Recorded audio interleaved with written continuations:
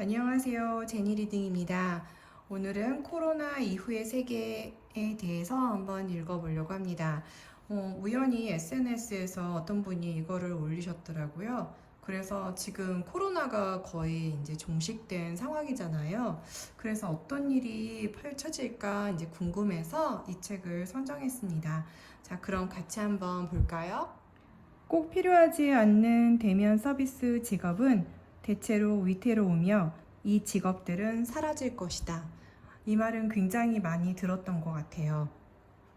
온라인으로 많이 대체가 되고, 그리고 온라인으로 대체되는 그런 직업들은 오프라인에서는 많이 사라질 거다. 이런 얘기는 많이 들은 것 같아요. 코로나19 팬데믹에 대응하는 과정에서 AI나 로봇, 자동화에 관한 거대한 수요가 존재한다는 사실이 밝혀졌다.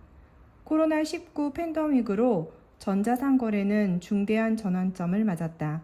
이제 전자상거래는 편의의 문제가 아니라 필수품이 되었다. 교육의 미래는 온라인이다. 오래전부터 미래 교육에 대해서는 그러리라 예측했다. 이 점에 대해서는 전문가로서 믿음이 있다. 앞으로도 그 믿음에 변함은 없을 것 같다. 현재의 경험만으로도 고등교육의 미래는 물론 모든 형태의 교육을 영원히 바꿔놓을지도 모른다. 금융의 미래를 내다볼 때 가장 큰 과제 중 하나는 미국의 국가 부채가 갈수록 불어난다는 점이다. 높은 국가 부채가 미치는 부정적 영향 중 한 가지는 국내 총생산으로 대표되는 미래 경제 성장률의 방해 요인이 된다는 점이다. 게다가 이미 상당한 수준의 국가 부채에 복리 이자가 더해져 부채의 위험은 더욱 심각해질 수도 있다. 복지 지원 혜택은 미래 정부 부채 수준에 그리고 국가 경제 성장에 가장 커다란 위협이 될 수 있다. 노인 의료보험 제도, 저소득층 의료보장 제도, 사회보장 제도를 포함해 다양한 복지 지원 혜택들은 직장인들의 급여세, 개인이 노동을 제공하고 받은 근로소득에 대한 세금으로 재원을 충당하고 있다. 결과적으로 복지지원 혜택은 재원이 바닥난 상태가 돼버린 거다. 2030년까지 모든 미국의 조세 수입은 복지지원 혜택 자금과 국가 부채 이자로 전부 고갈돼 버릴 것이다. 추가 재정 적자와 2020년 코로나 경기 부양 법안은 국가 부채를 훨씬 더 빠르게 증가시키고 있다. 복지 지원 혜택은 늘어난 부채 수준과 더불어 미국 경제를 올가매고 있다. 개혁 없이는 대량 실업으로 이어질지 모른다. 미국의 인구 성장률이 가파르게 둔화하면서 인구 구성을 계속해서 바꾸어 놓고 있다. 게다가 출산율이 감소하고 기대 수명이 늘어나면서 이 또한 인구 구성을 바꾸는 다른 요인이 되었다. 이 모든 것이 복합적으로 복지 지원 혜택의 재원을 고갈시키는 요인으로 작용하고 있다. 인구 성장이 둔화된 데는 미국 내 출생률이 감소한 것이 한몫했다. 전 세계적으로 출생률 감소가 일반적인 추세이지만 인구학자 조나단 라스트에 따르면 미국의 출생률은 1.93명으로 상대적으로 여전히 높다. 미국의 총 출산율이 다른 선진국들에 비하면 상대적으로 높은 수준이라 하더라도 라스트의 분석에 따르면 인구 유지에 필요한 황금수는 2.1명이다. 현 상태라면 복지 지원 혜택은 재원 유지에 큰 어려움을 겪을 수밖에 없다. 복지 지원 혜택은 출산율 감소와 기대 수명 증가라는 두 가지 위험 요인을 안고 있다. 재정 정책의 미래는 추가 경기 부양책, 최고치를 경신하는 부채 수준, 재원 확보에 실패한 복지 지출로 점철될 것이다.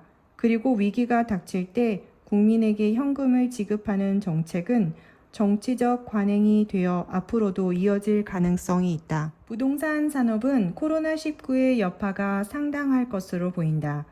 첫째, 재택근무를 하거나 원격으로 업무를 처리하는 사람들이 늘어날 전망이다. 사람들의 업무 공간에 대한 선호가 변할 것이다. 직원들이 가까이 붙어서 업무를 보던 기존 사무실 공간보다는 각자 흩어져 업무를 진행할 주택 공간을 보다 선호할 것이다.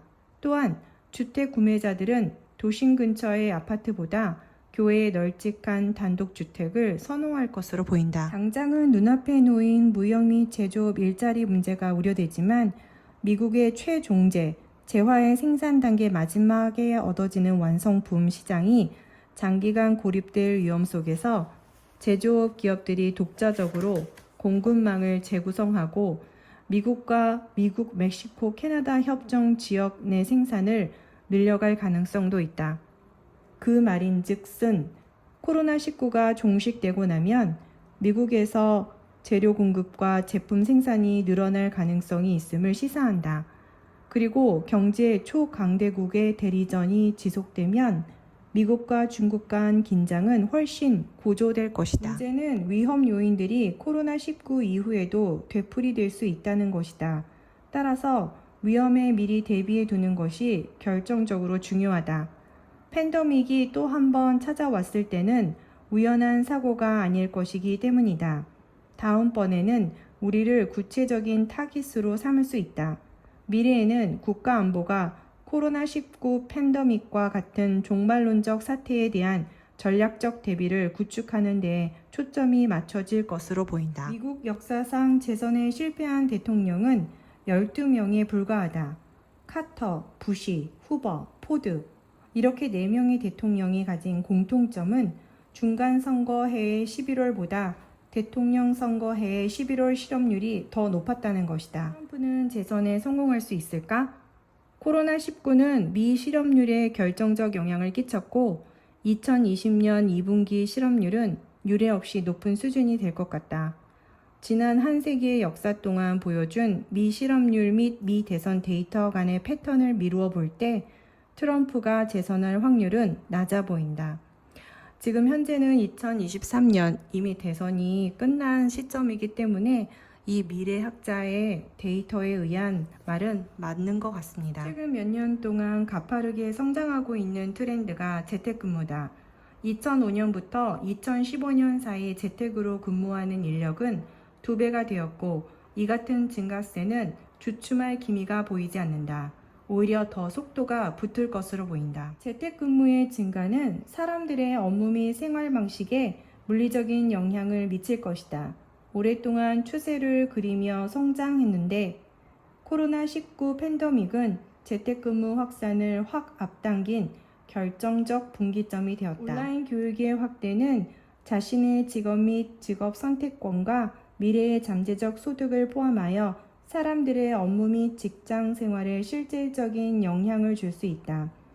학위나 인증 프로그램 수료처럼 대학 교육을 받는 사람이 늘어날 전망이다. 게다가 홈스쿨링을 하는 학생의 수도 늘어나고 그렇게 되면 홈스쿨링이나 온라인 교육을 고려하지 않던 이들에게 기회가 될 수 있다. 의료 분야 쏠림 현상도 예측 가능하다.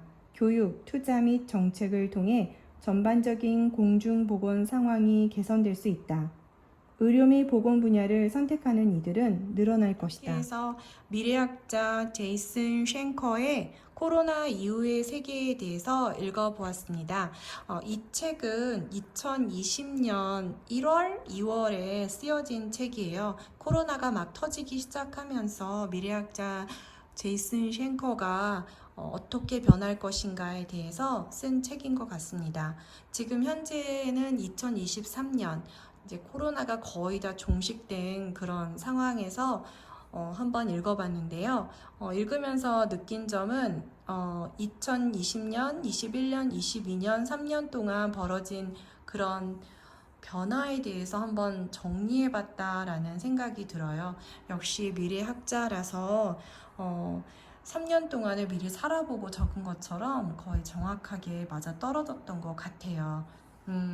진짜 실감하는 것은 온라인 교육이 굉장히 많이 앞당겨졌다라는 거 저도 많이 느꼈고요. 그 다음에 미국의 지금 부채가 굉장히 심각하구나라는 것도 뉴스를 통해서 많이 체감할 수 있게 되었습니다. 이렇게 코로나로 인해서 세계가 이렇게 급변을 했는데 이런 급변이 요번이 마지막은 아니다 라고 또 미래학자 제이슨 쉔커가 얘기를 했거든요. 그러니까 또 다른 그런 팬데믹이나 이런 일이 벌어지면 또 세계는 또 변할 것이다 라고 얘기를 해줬어요. 그러니까 우리는 항상 그거에 대비를 해야 된다. 그래서 저도 뭔가 책을 읽으면서 어떻게 미래에 대비를 할 것인가 라는 그런 지식을 좀 많이 쌓아야 되겠다 라는 생각을 했습니다. 자, 저와 이렇게 계속해서 책을 읽고 싶다면 좋아요, 구독 눌러주세요. 다음에 또 만나요.